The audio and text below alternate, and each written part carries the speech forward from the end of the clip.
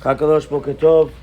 We're continuing with the halachot of refuah on Shabbat. There's going to be a few different halachot that we're going to go through, whether it's going to be if what that you eat is not considered refuah, but rather it's considered that ma'achal of bri'im, that even normal people would eat it. And there's many different halachot, so we'll just bring down every single time a few of them. There's a heter in something which is not considered refuah.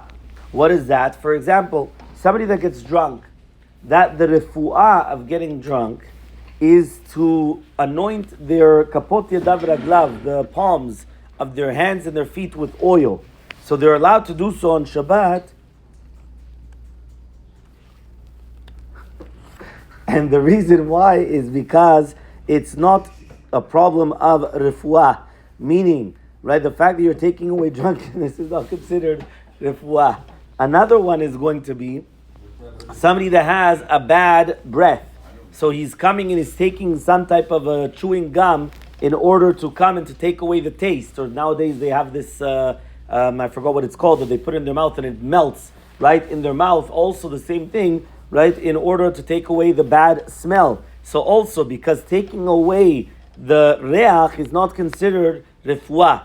The third one, which is mentioned, which is very interesting, is that you're allowed to put baby powder. So you're allowed to put a kat talc on the kapot raglayim, whether it's going to be on your feet or on other places, in order to stop from, we're going to say, from sweating. Why? Because again, here it's not made to cure, it's just stopping the sweating which is going on, and therefore you're allowed to do all these things. So all these three things are considered a heter bedavar shenu mugdar karefuah. A heter in something which is not considered a refuah. Now there's other heterim which have to do with that it's a refuah shemba mamash, that it is a refuah, but there's no mamashut, there's nothing tangible in the refuah. So for example, massage. So he says over here, a person's allowed to get a massage on Shabbat if he does not have kavanah to sweat.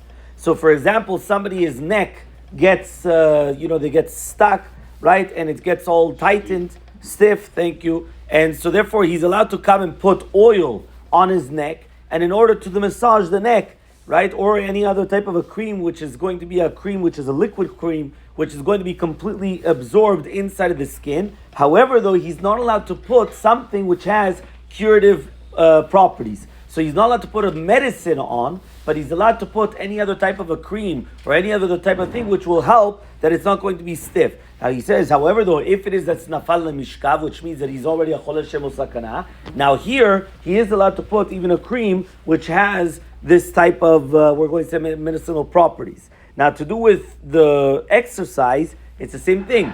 Exercising the shut or letzion, Rav Ben Zion Bar Shaul comes and he says that if the kavanah is to sweat, it's for sure asur. But if the kavanah is not to sweat, so therefore a person is allowed to exercise in order to keep his body fit on Shabbat. He's allowed even to take weights and other things as well, as long as he does not want to come and to sweat. The same halacha would apply even to running, right? As long as, or physiotherapy, as long as the kavanah is not to come and to sweat, it's going to be permitted. The last halacha that we'll mention, and again in all these things, is all the concept of that it's a refuah shemba mamash, is to cause oneself to vomit. Let's say a person ate too much, so therefore they're allowed to come and to put their finger right down their throat in order to cause themselves to vomit. Why? Because by doing so, it is not a refuah. At the end of the day, it's just opening up that now he feels a little bit better, but it's not a refuah in itself. It's not a refuah shemba mamash.